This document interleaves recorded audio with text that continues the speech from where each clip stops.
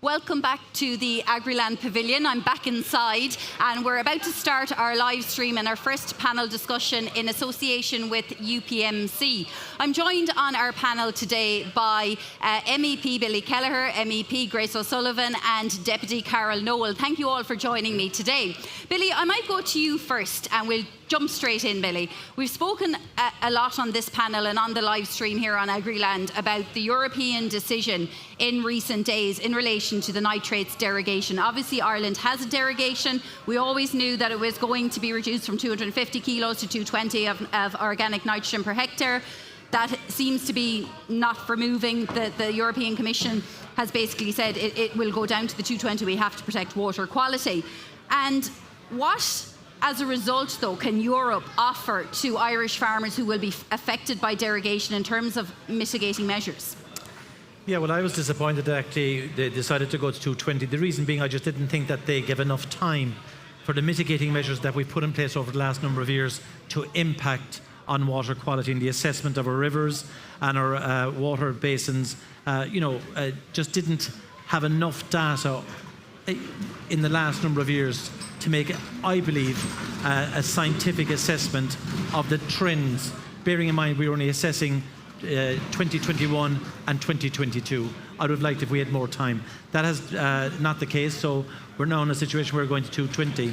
I mean, we need to address some immediate issues from the 1st of January. Farmers have three choices, and they're not nice choices, but I certainly think the issue of slurry exporting will have to be looked at.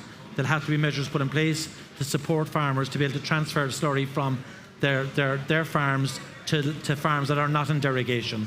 And that's easier said than done because in some areas, most of the farms will be in derogation, so they'll have to transport slurry for long distances.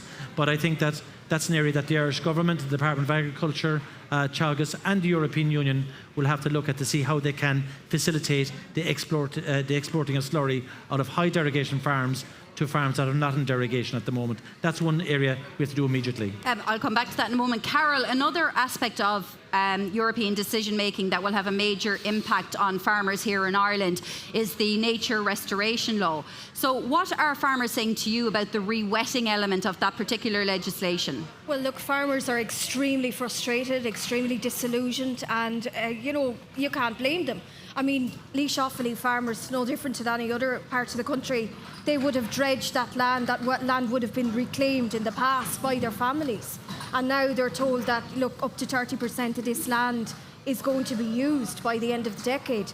I did hold a cross-party briefing in the Dáil on this very issue a few months ago, and I want to commend indeed the TDs and senators of all parties who attended and who contributed. But there is huge concern, and look, you have to work with farmers. It's very unfair. There's so much talk about mental health and everything else, but look at the strain that's putting on farming families. Yeah. They don't need this. It's a threat to farm ownership as well.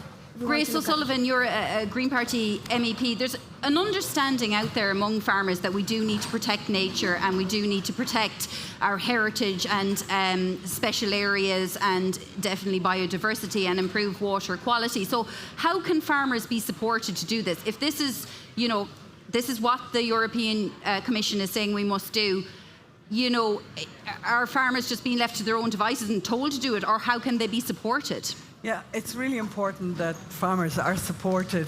There's various schemes out there, but I think it's like the European Union has, the reason it's put different schemes in place is because we have such a challenge in terms of climate change and water quality and that. So it's, for the Greens, it's about a just and a fair transition. As we move to decarbonise, and because of that, we have to make sure that farms, but different types of farm families are brought along with us all the way. So it just makes full sense the farmers are supported. But I suppose, we're talking about derogation and that. I think the conversation with farming communities is really important. Like there are the farm agencies and the farm representative bodies, but I think, listening to farmers here over the last day or so and listening to them, when I'm in the constituency, I hear more and more that farmers feel that there's not enough communication and engagement with farmers in order to, so that one, they know the schemes, but also that they have the information well in advance. So, for instance, in terms of the nitrogen derogation, like we know that the European Union has a directive and it had set 170 kilos of nitrogen per hectare. But, you know, we knew that was the pathway.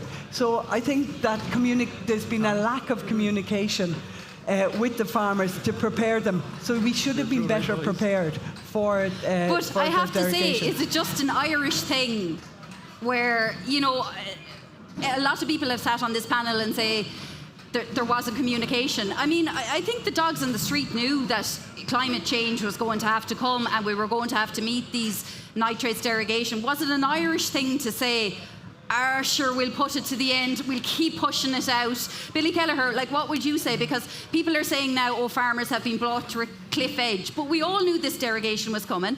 Charlie McConalogue, you know, the Minister for Agriculture, Fianna Fáil Minister for Agriculture, is saying, you know, the European Commission has said what it said. There's no flexibility there. Maybe the Taoiseach, who's Fine Gael, is saying, we'll invite the Commissioner over. Is that supposed to have a different outcome? I don't know what's going on at the moment in terms of politics. Yeah, well, look, a lot of us have invited commissioners over to look at the farming practices in Ireland and how we farm and how it differs from the European model where, you know, cows are housed for longer periods of time. We're pasture-based. But farmers respond to policy directives. And for years, once quotas were lifted, we asked farmers, by policy set by governments of all hues and colours, to respond by increasing production. They went out, they invested in their farms, they increased their stock, they increased the output, and they did it very efficiently. And now they're being penalised for doing that, the response to policy decisions of governments. So I think policy changed based on education and new information and new science, I suppose. But it is unfair then on farmers then to just immediately ask them to turn off the switch. And that's why the derogation, yes, there was always the potential cliff edge which has arrived. But, you know, for a period of time we were trying to renegotiate. There was a water quality review. That came up with the answer it came up with. You know, but you're always hoping that, you know, with a little bit of flexibility, with a bit of leeway, we could have moved farmers in the direction they have to go, but not with the blunt instrument of the 1st of January 2024 reducing from 250 to 220. That will cause significant problems. There's no point in saying otherwise. Carol Nolan, as a TD here, will say on the ground in Ireland, the Minister for Agriculture went to try and get some flexibility, but it just wasn't forthcoming. You know, in the message back was that we were lucky to have a derogation at all. Like, we look at other countries, we're one of the few that do. What would you suggest can be done now at this stage? I don't think we should accept this. I think that we need to be I don't think we have a choice, as the Commission has said. But I think what we need to do, or at least try first before we accept anything, is to unify as politicians and meet the Commissioner. Because, look, I saw myself at a cross-party briefing on re-wetting, that you can get unity and collaboration. That's the first thing you need. Unity among politicians, and calling on the Commissioner, but also showing him that there are other things that need to be taken into consideration, such as, like, there's technical tables under review in terms of the level of slurry, slurry storage, and that will more than likely throw out that there's a need for additional slurry storage during the closed period. Now, if farmers were supported financially, that could be one way that we can try and, help mitigate, and help play our part. But farmers want to play their part, and farmers are playing their part. Because if you look at the machinery that farmers have had to buy in terms of slurry spreading, I think one piece of machinery is that a trailing shoe costs over 50 grand. Yeah. I mean, farmers are playing their part, but I do believe that we should not take it that, there's no more we can do. I think we need to unify as politicians. We need to come together with our farming organisations, and we need to all sit down at the table and show the Commissioner that we haven't been given enough time. 2 years is not enough, as Billy said. I agree. There's a European innovation programme on water quality, which will target 15,000 farmers up to 2027. There's 60 million. That wasn't there when we were awarded our derogation. And we need to look at all of these things, and we need to be sensible. Grace, could money come from Europe, or does it have to be the national government? Well, the first thing, I would agree with Carol in that, having a meeting with Commissioner Sinkevicius, communication is always important. Now, I suppose from my view, sitting in the European Parliament and seeing what's happened, I genuinely don't think the Commissioner is going to go back. So I think what is on the table, that no matter how much you discuss and all of the rest, I don't think the Commissioner is for moving. So what I would, very much encourage, that you communicate and you see, okay, well, if it isn't for moving, how are you going to go forward? So how are farmers going to be enabled to go forward, recognising that we are one of the very few countries in Europe that have a derogation. So my advice would be, look to pathways where you're going to move away from the derogation, because that's where, that's where you'll get the greatest support. And we there won't is a be reason outliers. Ireland has a 'Cause at the derogation, moment, though. yeah, that's right. But we're outliers. And you can't, remember, the European Commission all the time, they talk about the level playing field. If they've created like a derogation, some might see it like an advantage for Ireland, I would be saying we as a country need to be looking at the constraints that are in agriculture at the moment and look at what opportunities do we have. We are an island nation, a maritime climate. Like, we have a very specific set of unique circumstances for farming. And we look, okay, how are we going to profit from that? How are farmers going to profit from that? How can we have farming that has less inputs? So with the situation in Ukraine, we couldn't import the fertilizer. And farmers started saying, well, actually, we can do better. We can have multi-species swards. We can farm better. And then from a green perspective, if the money is going to flow from Europe, it's going to flow into environmental schemes, into nature schemes, farming with nature, regenerative agriculture. But we're going to have to do it like all together and all around the table. Grace, I'll stay with you for a moment, just to move quickly on to another topic, and that's in terms of live exports. So Ireland relies on live exports, for our agricultural trade. And what alternatives do you feel there are, if any, to move away from that model?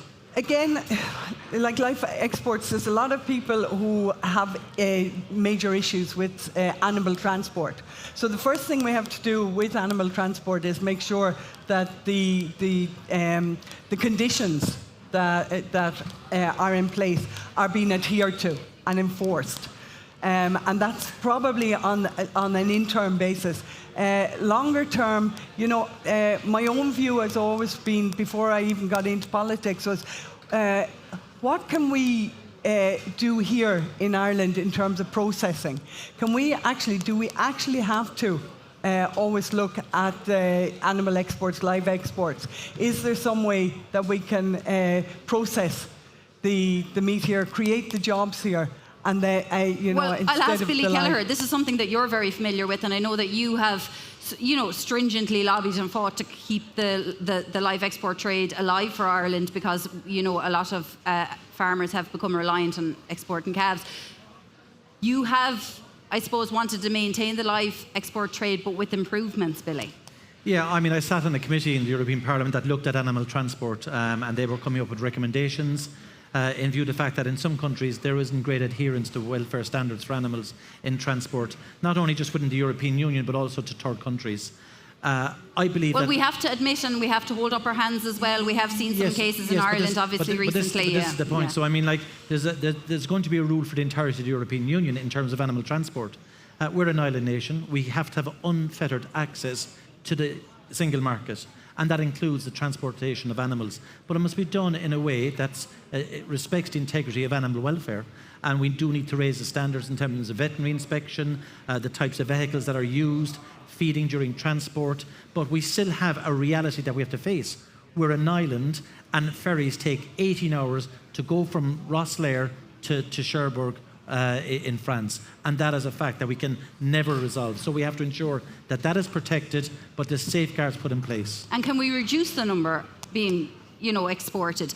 There's a lot now about particularly dairy beef breeding, for example, genetics, and in terms of just not having the level, for example, of bull calves being exported abroad. Yeah, look, I mean, longer term, I mean, like the entire of the dairy industry will have to look at the whole issue of sex semen, for example, and what calves are bred from cows for non-replacements. That's an issue that I think we have to explore in greater detail. Sex semen, the technologies are improving, the price is coming down, its accuracy in terms of impregnation is improving as well. But we do need to ensure that the calf that isn't going into the dairy for milk production is suitable for beef people. We can't expect a calf that is not suitable for beef to be bought by a person to take to a slaughter stage. It has to be a quality calf. Yeah. And that's an area that we have to do a lot of work. And I know the co-ops are at it and Teagasc are looking at it, but it's an area we have to make big improvements on. Carol Nolan, come back to you. Sorry, I'm trying to cover a lot of topics now while I have you here. But Carol Nolan, come back to you, and contractors and spreading slurry at the minute. Yeah. They're flying it. I don't mean to contractor on the road now. That's not literally going out one gate and leaving it open and going to a next gate. Yeah. What can be done to support them at the minute? Because this has been unprecedented weather. Yeah, I mean, look, again, it's entirely foreseeable. It's just back to this calendar farming. It's ridiculous. There shouldn't be a period there. I mean, let's support farmers instead of putting them under pressure. And certainly I took many calls from contractors over the last number of weeks. Because of the weather conditions, they knew that it wasn't possible to meet the deadline of the 1st of October. So I have made representations to both Ministers McConalogue and Minister Dara O'Brien. And I know that there's a decision to be made on that by the end of the week, but I'm calling on them, please, to give a bit of flexibility, to show a bit of common sense here and extend that deadline. It's just wrong. I mean, I see deadlines all the time put in place for farmers. And look, we all know how farming works. You have to go by the weather, not the calendar. And, there needs to be common sense in regard to this issue. Farmers are under huge strain already. We're told, we hear so much, and rightly so, about farm safety. But, this is contradicting the whole message of farm safety. When you see farmers under that strain and under that amount of pressure, it's not helpful. So I would hope, again, that common sense will prevail here. And also that we will see other instances where there can be more flexibility and not just tying somebody rigid down to a date or a calendar. Grace, I'll come back to you, and forgive a bit of the banging. We're getting a few gusts in the door there, but we're still standing.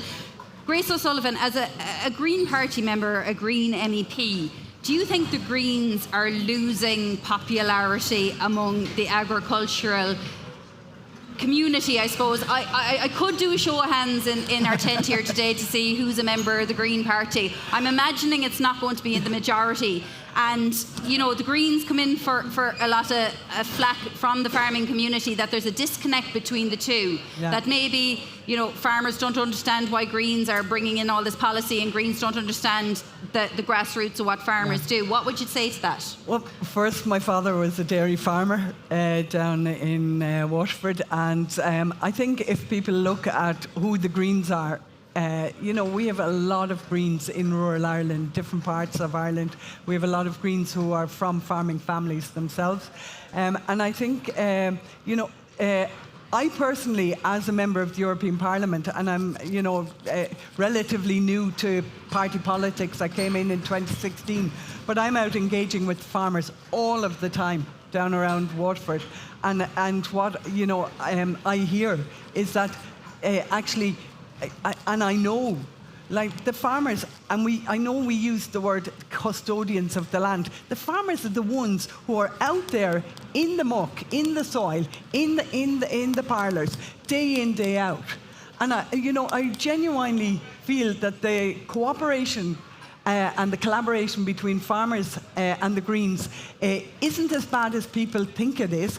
What I think we've seen over the last number of years, my father was a member of the IFA all of his life, his farming life, and beyond. He was always a paid member even when he left the active farming.